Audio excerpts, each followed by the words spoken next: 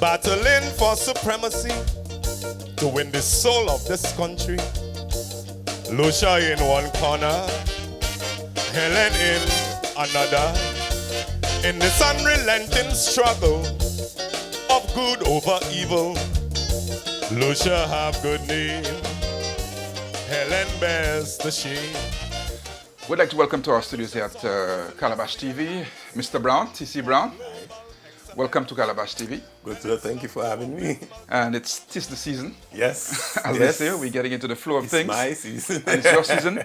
And interestingly for you, you've been in this in Calypso for a while, but there's some new experiences for you. Yeah. Having a new tent and so Yes. on. This is your second full year. Yes. Talk to us about, first of all, before we get into your expectations for this year, what were the key lessons that you picked up from running your own tent in last year? You need time. Time. You need a lot of time. You need a solid team, and you really need to be having constant meetings with your team, so that you could the target that you set and the goals that you set, you really achieve them. And I think these are some of the key points I took out of last year, that definitely we already on board with that attitude this year.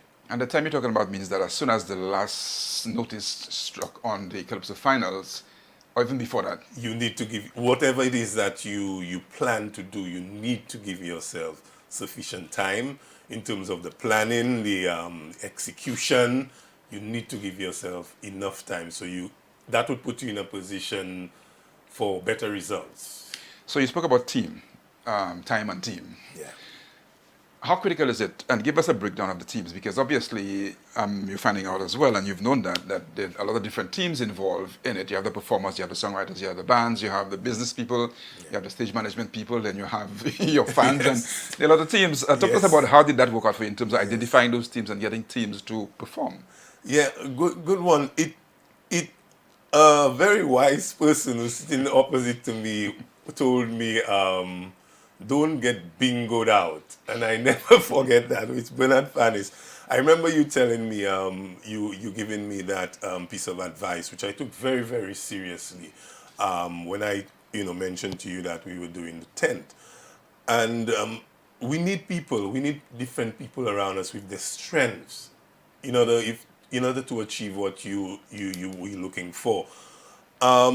Our team made up of Barry George, who is the overall manager for the tent.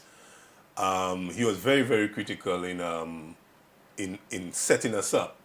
In other words, the musical side of the tent, I took care of that in terms of making sure people ready, the music, liaising with the band, rehearsals, and all that. I took on that task, as well as the marketing side somewhat of the tent.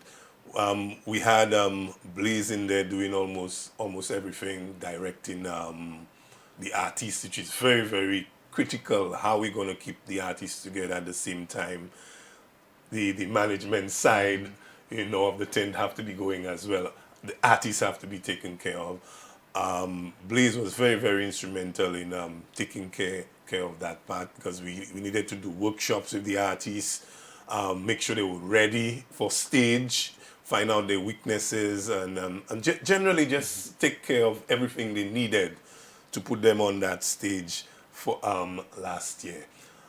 So the team, we strengthening that team this year. We've added, we tried to add a business manager to the team. So whilst you have the tent manager taking care of the tent affairs, we add in a business manager in there to try to, get us, because we cannot work without sponsors, without money. So we needed a business manager to try to position us in that, put us that place where we could get what we really looking for. And yeah, so it's a small team, but a powerful team. We now add a secretary as well in there to try to keep it all together. Because what I would really like is for me personally to almost step away from the managing side of the tent and just really focus, because I still see myself as an artist, and really focus on music and what I do and what I bring to the table. And I guess that's why it's so critical for there to be that kind of integration in terms of, like you mentioned, bringing in a business person, people who will take care of the responsibilities instead of having to worry about this, because you're still in your prime in terms of as an artist. You still have so much more that you have to offer to solution. And I like the idea part. I like to come up with the ideas, but not the one to really, I like to think about where I would like to see the tent, and I have so much ideas. But yeah, I don't really want to be the one to have to be doing the hard work to get it. And the business side is critical too, because you need, like you said, to be able to develop those ideas. No matter how you look at it, there must be some element of finance that you need to make those things happen as well. So how was it for you? I know the first year, I don't think you were in the mainstream in terms of the funding side of it, but are you now in the mainstream? Yes, I could happily report now that, Carnival was launched a few days ago. It brought a smile to my face to see KPT on the official itinerary for Carnival as a tent. So yeah, we will be getting that full backing from the government this year. Last year we struggled our way through. We had some really, really understanding sponsors, because we did come at the last minute. We did come in last minute, but they saw the vision, and they jump on board. People like Lucia, our friends at Heineken St. Lucia, St. Lucia Distillers. They saw the vision, and they really jump on board and give us tremendous support. And we pulled it through. We didn't make we didn't make a lot of money, but we pulled it through.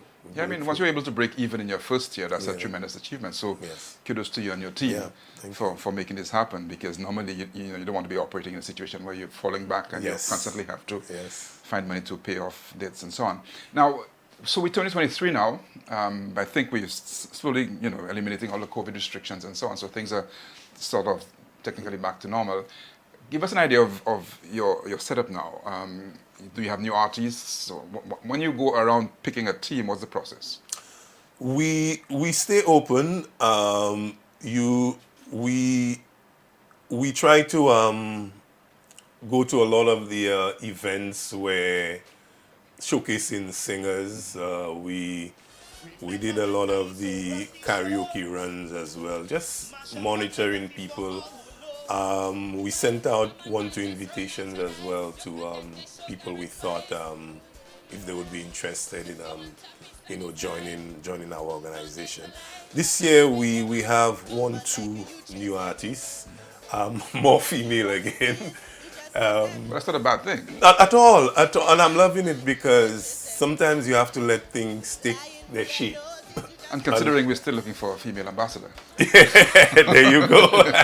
So there should be more recruitment in that area. Yes. Because that was quite glaring. Yes. Yeah. So we will be showcasing a couple new artists on stage.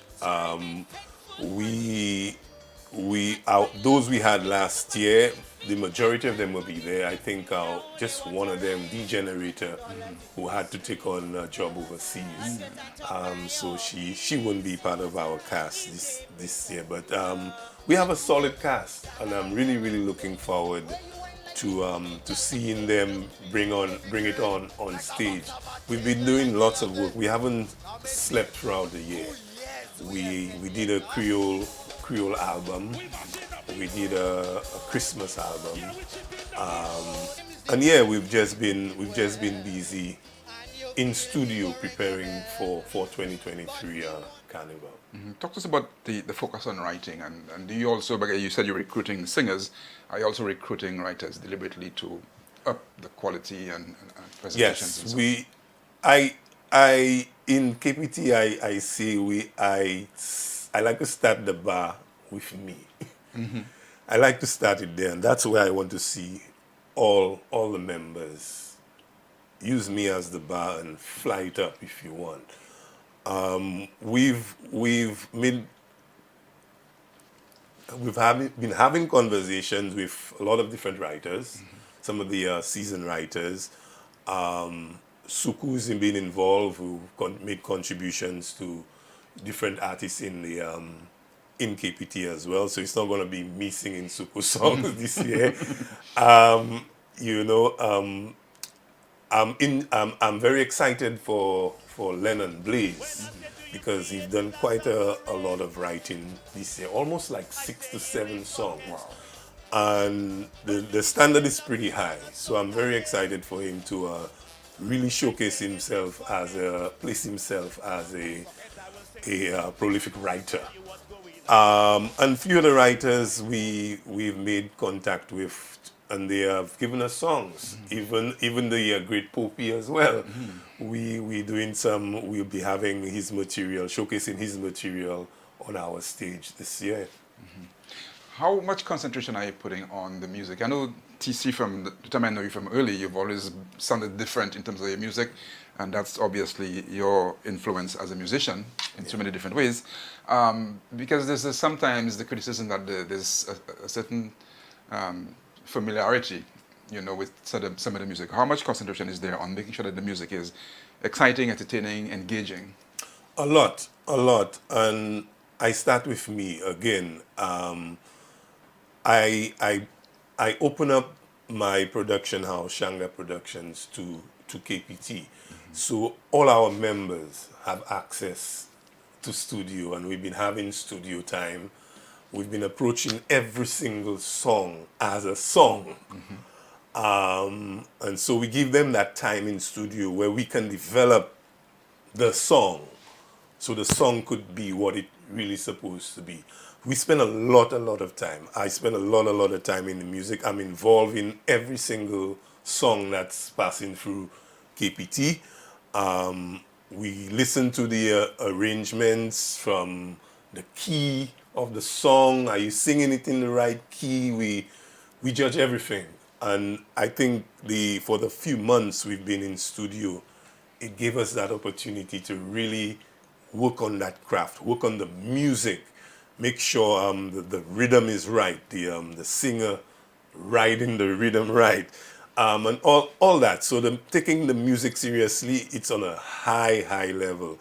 And again, I'm super excited to showcase our members. So I think we will see the time they spent, the months leading up, how they showcase their talent on that night, on that stage. So let me ask you, and I'm happy you have you own the studio, so there's that alliance, and I think all tents should have an association or have their own production facility as well. But how critical is it because that's part of the marketing, in my opinion, in terms of pre-releasing music even before the season, because sometimes you get to hear the first song, you know, the first songs at the first show. Yeah. Shouldn't there be a situation where you hype up the crowd, you get people excited, and people come to the performances? I agree, and that was one of the things we wanted to do, because we started recording, and then it got to a stage where you sure we want to record that, drop that before, and you know, because Calypso, you need your anticipation is huge as well, and surprise is also a big part of Calypso.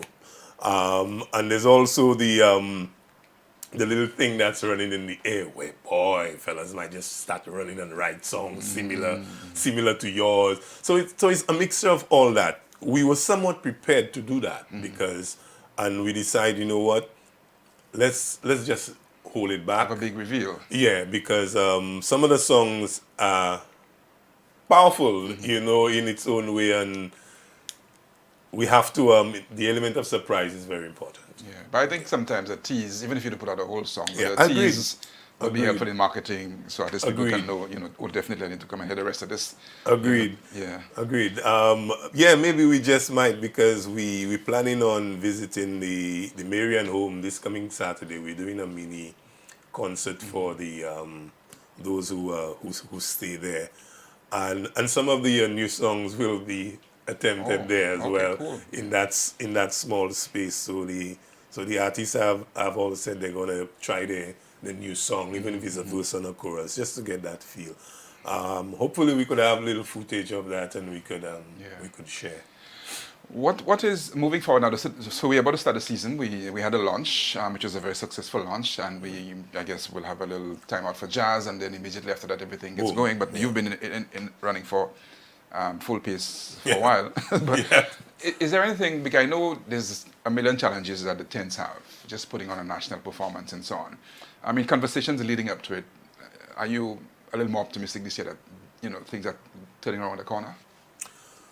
Yeah, I think I still think we need a little more dialogue before the season. I still think we needed a little more planning, before the season, and I still feel we need a little more to pay a little more attention to where we want to go with Calypso, how we gonna develop Calypso. I still think in that we still lacking in that part. We still need to pay a whole lot more attention to the product we call Calypso.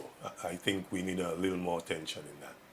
So some more dialogue has to happen. Yes. And we wouldn't even bother to discuss the financial part of it in terms of the funding, because that has always been a sore point. And I'm not so sure that we've had such a huge economic turnaround or even other things happening for that to happen. But we will wait and see when the budget is presented month end to see whether there is an improvement. Yep. Fingers crossed. In that general area. Yeah. But ultimately you prepared. Yes. And you have all your marketing, everything in place. Yes, we on it. I should say we on it. It's not where I would really like it to be yet, but I'm one that get maybe a little nervous too quickly. But we on it, and I'm sure we'll put on a real successful season. We have a pretty early start. We're looking at May 26th as our official launch. The second date, which is KPT Tuesday, would be June 6th. And we're jumping into our quarterfinals June 13th, which is Tuesday, June 13th, straight away. Because if you've realized from last year, they've brought down most of the competition and make way for Bacchanal, so the fets and all that. The participation of the public is very, very, very crucial if we want to see something happen with Calypso. Has that shift in the calendar impacted? How has it impacted the Calypso fraternity? I'm not sure it's really had the impact on the Calypsonians. I think what it really probably would have the impact on is that big weekend when a lot of people travel for that big weekend. They almost somewhat look forward to to having somewhat that kind of show where you get to see the best of the best. But it kind of takes it out of that weekend and put it a little earlier. Makes it a little difficult, I more think, for the festival rather than the Calypsonians. Yeah, because ultimately, like you say, people who travel for that weekend want to get a full appreciation of what is culturally and what is creatively solution. Yes. And Calypso is a key part of it, because Calypso was there long before the feds. Yes. Actually, Calypso started Carnival technically. Yes. If you have to look at it that way. So if you're leaving out the main attraction, the key attraction, the key cultural attraction, and I think that's missing out big time. That's the main thing. Yeah, we put it further. It doesn't really affect the show, but I think our overall festival, we kind of needed that in there to it might have just been bigger too. Yeah. Yeah. All right. Now, two final questions in terms of this year we're having the school's Calypso back. How critical is that to have that back into the mainstream? I think it's very, very important. I think, again, that's where it is. That is where it is. If we put our attention in the youth, we'll see a much, much better future. Because for us in KPT, that's where our eyes are. We super, super excited about the Youth Calypso coming back. I've always spoken about creating that nexus between the school Calypso and the big yard, because a lot of, they just get lost. That shift is not happening, and I think we need to create that nexus where the two can really meet and they could jump over in a smoother transition. And so we're super excited about the thought of Junior Calypso coming back. We give it our full support. And for you, Mr. Brown, you've been there at the top Sounds of Calypso. rough, but yeah. You've been there at the top of Calypso for many years. You've experienced the highs and the lows. Yeah. This year, talk to us about you and your own offering. I don't know if you want to tease, probably the subject areas you'll be dealing with, but give us an idea of what we can expect from the King. I'm dabbing into a lot of my songs. Will have a lot of Creole in them this year. Actually, both of my songs. I'm focusing on 2 songs. There wouldn't be the Food and Forth and all that. 2 songs, I'll have 2 offerings this year. Both of them bringing out a very serious message about how we are in St. Lucia. One a bit up-tempo. The other one is mid-tempo-ish, very topical. I don't know if I could give a hint, but very, very topical. It's kind of stuff you would expect. You'd expect from me. No different. I think Suku is for me is much more than a writer. He's so connected that it almost makes me put down my pen. I don't even worry about writing or what will I write this year. And I think having Suku in my corner is amazing for me. And again, he came up with some brilliant songs, not just for me, but like I said, he wrote for some of the other members in my tent as well. And great work. I'm excited. I'm looking forward to not just myself, but for the rest of my cast to hit that stage and basically show what we've been working on. Good. So lots to expect. This time KPT is in the mainstream, and you made a very credible first appearance last year, established your name, like you say, you kept people talking, and they were talking for the whole year as well. So you definitely going to happen. Just give us a quick reminder again of your first night, the dates and the key dates. The first night for us, launch night, is May 26th. And we trying something different with this night. We go into Gozile Human Resource Center. That's where we want to try a calypso / soca vibe, and that would be in the weekend of Gozile Carnival. We teaming up with the committee on that one, so we're excited about that launch. A night of glitz and glamour, we call it. That's May 26th. The show at the Cultural Center, KPT Tuesday, will hit Cultural Center June 6th. And our quarterfinals is set for June 13th, another Tuesday as well. And we're ready, and we're super excited. Members super excited. I'm super excited for 2023 season. Okay, and finally, we must talk about, briefly mention who the band is and who your music director is. Our band, again, under the direction of Zari Xavier, Invasion Band. One of the things we did last year, we introduced several different arrangers from that band, from the horn section. Again, this year we get to see some of their arrangements again, new arrangers. Zari Xavier is the musical director. Of course, I'm involved in that as well. I got to be at every rehearsal to make sure it is where we want it to be. Quality control. Yeah. Definitely. TC, it's good to see you. It's good to speak with you, and I'm sure we'll be interacting so much more as the season goes on, and all the best for this year for you and your tent as well. Indeed. Thanks for having me. Kaiso used to be the poor man's newspaper, and the Calypsonian, the people's newspaper. We sang Kaiso's, all topics and tempos that played year round on our radio. Kaiso now alive, for only 1 month. Judging criteria is what's important.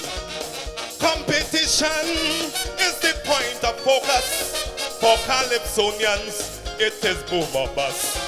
Calypsonians freed, on points they go miss out. If they point a finger at those who have clout. Well, if it is the points you singing for, use satire, pun and metaphor.